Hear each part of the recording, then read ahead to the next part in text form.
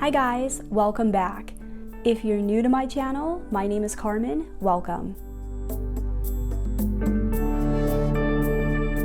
This is a really big question that a lot of people have always wondered about. Why exactly do opposites attract? We see this all the time. We see it with celebrities, we see it with ourselves, and it's very common for people that are complete opposites to be really attracted to each other.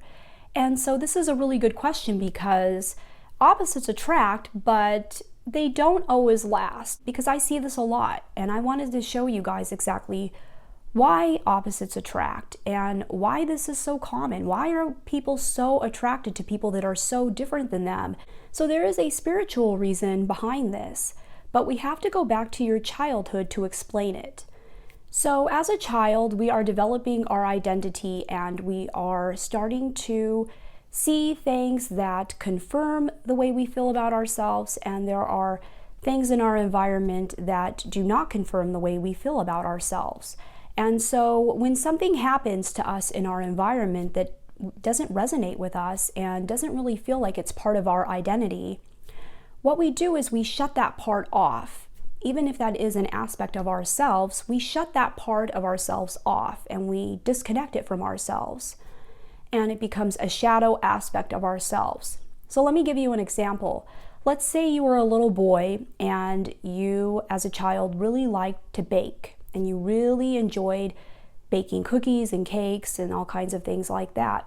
But when your friends found out about it, they made fun of you at school. And maybe your friends were making fun of you and calling you a wimp or a girl because you like to be in the kitchen and you like to bake. And those words that they said, calling you a girl or a wimp, that didn't resonate with your identity. You didn't really feel like those words they were saying identified you for who you are. And that didn't feel comfortable with you. Even though that was something that you really enjoyed doing, those words that they said to you didn't feel comfortable with you. Or even if you weren't teased for doing something like that, maybe you just like to bake in the kitchen and maybe your mother and father made comments like, you're going to be such a great baker someday. And those words didn't resonate with you either because it didn't feel comfortable for you. What felt comfortable for you was hearing people say that you were a great leader, or that you were very competitive, or that you were a great winner and you were really good at competing against people. And maybe when you heard things like that, you felt more comfortable and that resonated more with your identity. Because even though you were a child, you could still tell that being things like a winner and being the best were more socially accepted for you because you were a boy. And so the things that, even though you enjoyed doing them, but they didn't really resonate with the identity that you were cultivating for yourself, those became shadow aspects of yourself. So you stopped doing the baking and you stopped doing the cooking, and maybe you cut that part of yourself off. And deep down inside of you, it's still a part of you because it's something that you really enjoyed doing when you were a child, and maybe it is still something that you really enjoyed doing.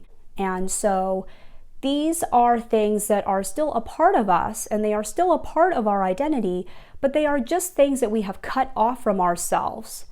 And because they didn't resonate with the identities that we were trying to develop when we were children, and maybe didn't fit into what society thought we were supposed to behave like for our gender. Another great example of this is why so many women are attracted to the bad boys or the guys that have issues and problems. For a lot of those women, they were probably punished for doing bad things when they were children, and so this bad side to them became a shadow aspect of themselves. It was still a part of them, but it became a part that they fractionated and they cut off from themselves. Because bad behavior is not encouraged by the world that we live in, especially for little girls.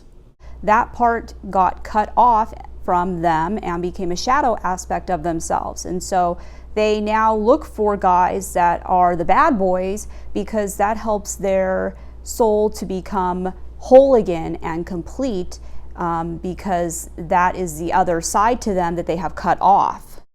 The soul does not want to be fractionated, and the soul does not want to be cut. The soul is looking for completeness, and the soul is looking for wholeness. And it will encourage you to be attracted to people that represent the shadow aspects of yourself that you have cut off from yourself throughout your life, because that way the soul can become whole again and it can become complete again.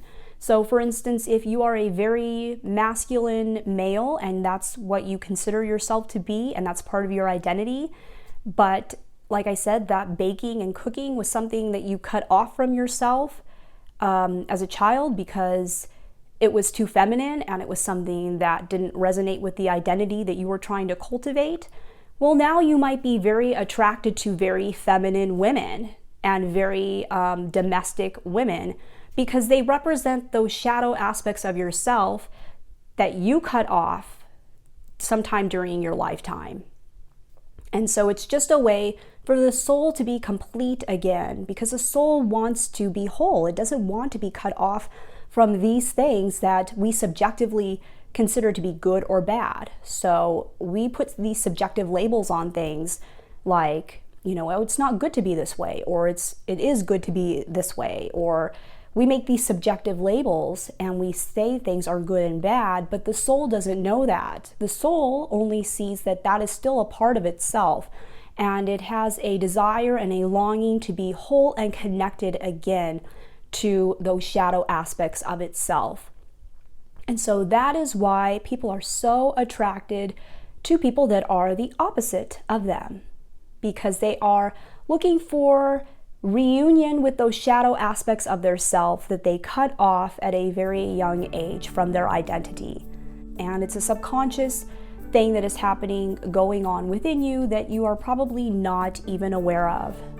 But it is good to bring them out into the open, and it is good to become aware of it, because that way you know what your patterns are, and that way you are more likely to be able to break patterns. So I know that a lot of what I've said is very esoteric and it can be very confusing.